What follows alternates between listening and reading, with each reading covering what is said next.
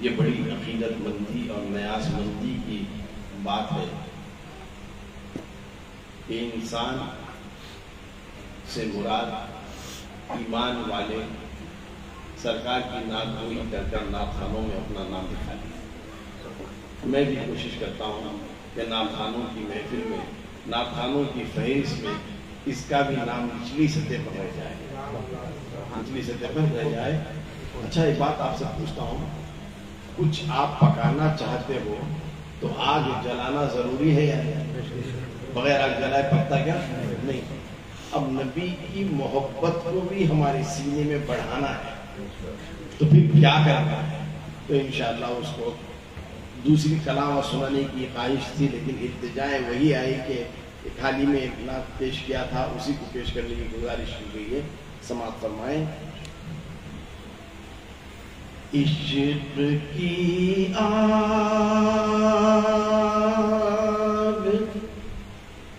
عشق کی آگ ذرا دل میں جلاؤ تو صحیح، عشق کی آگ ذرا دل میں جلاؤ تو صحیح، عشق کی آگ ذرا دل میں جلاؤ تو صحیح، اپنی سوئی ہوئی، اپنی سوئی ہوئی تقدیر جگاؤ تو صحیح، اپنی سوئی ہوئی تقدیر جگاؤ تو صحیح۔ بھوپ سنگراوا کے جب نئے نئے کوئی آتے ہیں تو شاہ صاحب کے گھر پر جاتے ہیں تو دیکھتے ہیں کیا شاہ صاحب سب محلے والے آپ یہاں چھپتے نہ کہیں چھپتے نا، ایک بارگاہ بھی ہے نا، ایک بارگاہ میں بھی آپ چھپتے ہیں کہیں کو، تو چھپنے کا حال کئی کو ہے میں سناتا ہوں۔ انسان آج اتنا یہ ہے کہ جب ملنے کے سامنے گئے تو چھپ رہی، سی ایم کے سامنے گئے تو چھپ رہی، دنیا کے چند سالوں کا چند مدت کا ایک پوسٹ ہے اس کے سامنے جا کر چھپ گئی۔ جب اللہ تعالیٰ نے نبی کو اتنا اولو العزم پوسٹ دیا ہے تو اب ہم جھکنا ہے یا نہیں؟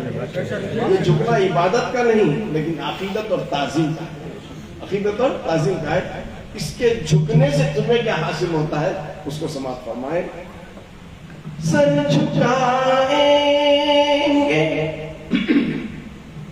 سر جھکائیں گے جہاں والے تیری چوکھٹ پر،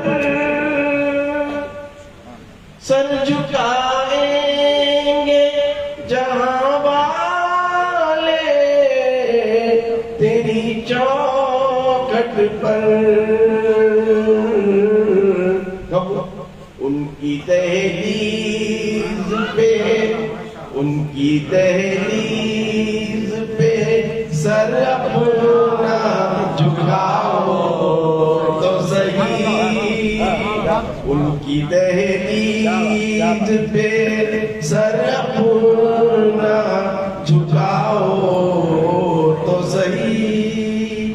آج ہم دیکھتے ہیں، میں تو غیروں کا نہیں کہتا ہوں، غیر مذہبوں کی طرف اشارہ نہیں ہے، آج مسلمانوں میں آپس میں اتنا نفاق بڑھ گیا ہے، کوئی فرقوں میں بڑھ گیا ہے تو کوئی اونچ نیچ میں بڑھ گیا ہے، ہر گھر میں نفرت کی ماحول پھیلی ہے۔ میں دوسروں کا کیا کہوں، گھر میں جتنے لوگ رہتے ہیں ہنستے مسکراتے ہیں لیکن ایک دوسرے کے لیے نفرت رکھتے ہیں۔ آج یہ ماحول آ گیا ہے، چند گھروں میں دیکھا کرتا ہوں، اب ایسی نفرتوں کا ماحول بڑھ رہا ہے تو اب ہم سرکار سے کیا التجا کر رہے ہیں؟ سماعت فرمائیں۔ اپنی آغوش میں گھیرے ہے یہ نفرت کی ہوا، اپنی آغوش میں گھیرے ہے یہ نفرت کی ہوا، رحمتوں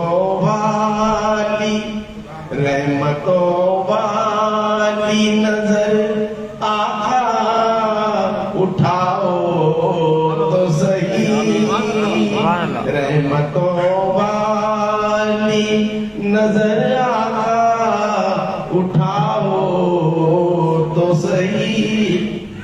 دنیا میں انسان محنت مزدوری کرتا ہے، مشقت کرتا ہے، اللہ تعالیٰ ہر ایک کو ایک ذہن دیا ہے، وہ ذہن کو پورے کے پورا استعمال کر کے حلال روزی کمانے کے ذریعے دیتا ہے۔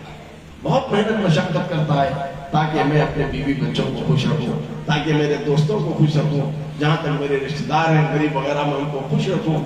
لیکن ہوتا یہ ہے زمانے میں ایسے تھپیڑے کھاتے ہیں جیسے کشتی طوفان میں، کشتی تھپیڑے کھاتی ہے نا، تلاتم جسے کہتے ہیں، لیکن ایسی کشتی ہماری ہے تو پھر ہم مدد کے لیے کیا کس کو پکار رہے ہیں، کیا کہہ رہے ہیں؟ سماعت فرمائیں۔ میری اوقات کہاں موج تلاتم میں جنوں، میری اوقات کہاں موج تلاتم میں جنوں، ڈوبنے سے ہم سب کی کشتی کو بچاؤ تو صحیح، ڈوبنے سے میری کشتی کو بچاؤ تو صحیح۔ ہم یہاں بیٹھے ہیں، فوٹو میں سرکار کا گنبد دیکھ رہے ہیں، ہے نا، لیکن سب کے دلوں کی خواہش کیا رہتی ہے؟ ارے فوٹو تو فوٹو ہوتی ہے، فوٹو سے حاصل نہیں ہوتا، حقیقت سے حاصل ہوتا ہے۔ اگر ایک فوٹو بریانی کی وہاں ٹنگا دوں میں تو بریانی کو دیکھنے سے کیا پیٹ بھر جاتا؟ جب تک بریانی نہیں کھاتے پیٹ نہیں بھرتا۔ اب گنبد خضرا کا جمال ہم فوٹو میں دیکھ رہے ہیں، تڑپ اور اٹھ رہی ہے، کاش اس حقیقی گنبد خضرا کو ہم دیکھ لیں۔ لیکن دنیا میں سب مالدار نہیں ہے، سب مالدار نہیں ہے۔ جو صاحب ثروت ہے اللہ تعالیٰ جنہیں استطاعت دیا ہے، جنہیں مال و متاع دیا ہے، اللہ کے گھر اس کا فریضہ ادا کرنے کے لیے جاتے ہیں حج کی شکل میں، اور اس کے بعد بارگاہ سرور کونین صلی اللہ تعالیٰ علیہ وسلم میں حاضری دیتے ہیں۔ اب ہندوستان میں ہم غریب ہیں، ہندوستان میں کیا ہے؟ غریب ہے۔ غریب جائے تو کہاں جائے؟ غریب جائے تو کہاں جائے؟ اس کا بھی ایک اشارہ دیتا ہوں۔ اس کو میں ایک پہلی محفل میں خلاصہ دیا تھا، پہلی اور دوسری محفل میں سرکار معین الدین چشتی حسن سنجری ثم اجمیری غریب نواز سنجر سے ہندوستان نہیں آئے اپنی مرضی سے، لیکن انہیں بھیجا گیا۔ کس نے بھیجا؟ سرکار دو عالم صلی اللہ تعالیٰ علیہ وسلم نے کہا اے معین، تم میرے دین کے معین ہو، ہندوستان کی سلطنت تمہیں دی جاتی ہے، ہمیشہ کے لیے تمہیں بادشاہت دی جاتی ہے، تم جاؤ، تم وہاں رہو، سامنے تم رہو گے، حقیقت میں میری حکومت رہے گی۔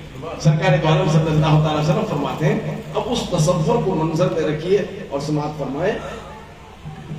جلوہ گنبد خضرا نظر آ جائے گا، کب؟ جلوہ گنبد خضرا نظر آ جائے گا، خواجہ ہند کے دربار کو جاؤ تو صحیح، خواجہ ہند کے دربار میں جاؤ تو صحیح۔ ایک میری خواہش ہے سرکار کی بارگاہ میں، اور اللہ سے دعا کرتا ہوں اس خواہش کو لے کر، اے اللہ میری سانسوں کو اس وقت تک نہ روکنا، میری حیات کو ممات کو اس وقت تک تبدیل نہیں کرنا جب تک کہ ایک میری خواہش ہے۔ میں تو کہوں گا یہ میری نہیں، اس وقت کی خواہش ہے، اس وقت کی خواہش ہے. کیا خواہش ہے سماعت فرمائیں.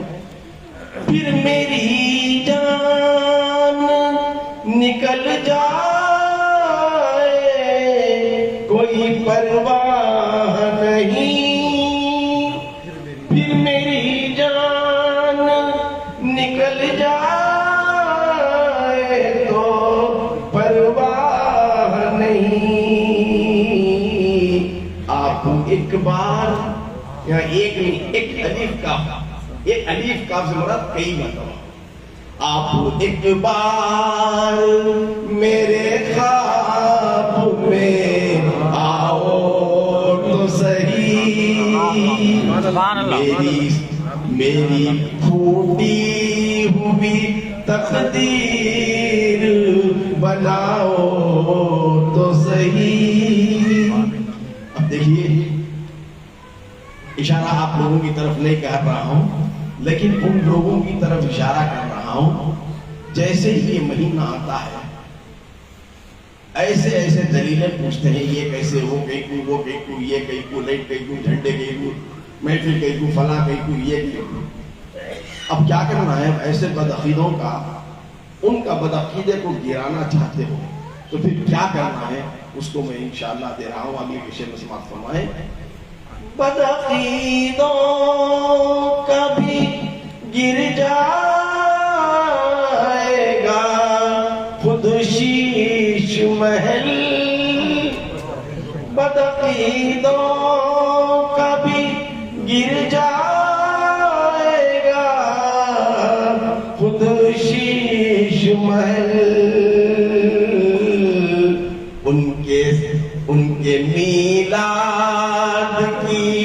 ان کے میلاد کی محفل کو سجاؤ تو صحیح. ان کے میلاد کی محفل کو سجاؤ تو صحیح. مقطع کا شعر بنا رہا ہوں، یہ نورانی میاں کا لکھا کلام ہے. نور اپنا تخلص رکھتے ہیں. تم کو مل جائے گی دارین کی نعمت اے نور، دارین یعنی دونوں جہاں کی، تم کو مل جائے گی دارین کی نعمت اے نور.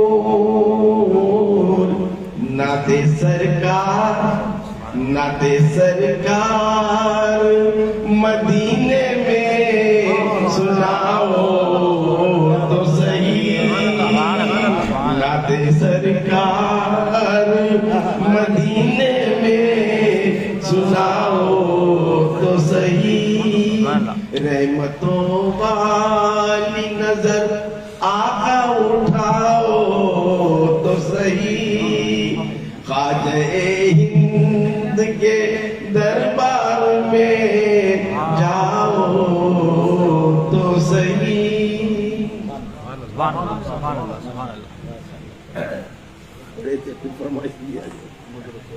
السلام علیکم ورحمۃ اللہ وبرکاتہ.